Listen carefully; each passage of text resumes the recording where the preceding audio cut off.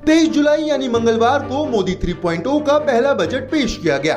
इस दौरान वित्त मंत्री निर्मला सीतारमण ने कई अहम घोषणाएं की, जैसे रोजगार से लेकर बिहार आंध्र प्रदेश युवाओं से लेकर। इस बजट में कई अहम फैसले लिए गए। इसके साथ ही टैक्स पेयर्स के लिए भी इस बजट में राहत थी, तो हेल्थ से लेकर रक्षा बजट तक में भी बहुत कुछ था। लेकिन इन सब के बीच रियल एस्टेट, खास तौर पर जो लोग अपने मकान किराए पर देते हैं, उनके लिए अहम घोषणा थी। आप भी अगर अपना मकान किराए पर दे रहे हैं तो जान ले कि वित्त मंत्री ने बजट में ऐसे मकान मालिकों के लिए क्या कहा।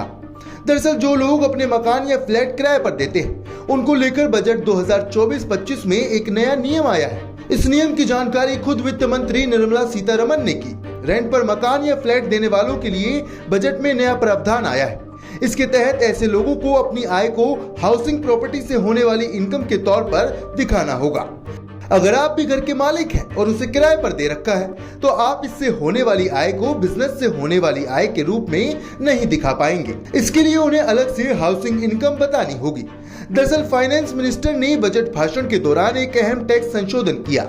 इसके तहत आवासीय संपत्ति को किराए पर देने से होने वाली आय को व्यापारिक आय या फिर किसी पेशे से होने वाली आय के रूप में घोषित नहीं किया जा सकेगा, बल्कि इसके लिए गृह संपत्ति से आय के रूप में इसे बताना होगा।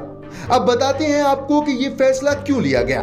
सरकार के मुताबिक कई बार अपना घर और फ्लैट किराए पर देने वाले इसे बिजनेस से होने वाली आय के रूप में दिखाते हैं, और ऐसे में इसके रखरखाव या टूट फूट जैसे एक्सपेंडिचर दिखाकर उतना टैक्स नहीं देते जितना भरा जाना चाहिए, यानी टैक्स की एक तरह की चोरी होती है। इससे बचने के लिए वित्त मंत्री ने इस रेंट पर दिए जाने वाले मकान और फ्लैट ओनर्स के लिए महत्वपूर्ण नियम लागू किया है।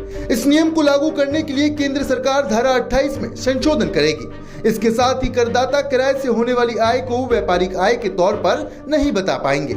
ऐसे में उन लोगों की टैक्स देनदारी बढ़ जाएगी जो बिजनेस इनकम बताकर टैक्स बचा रहे थे।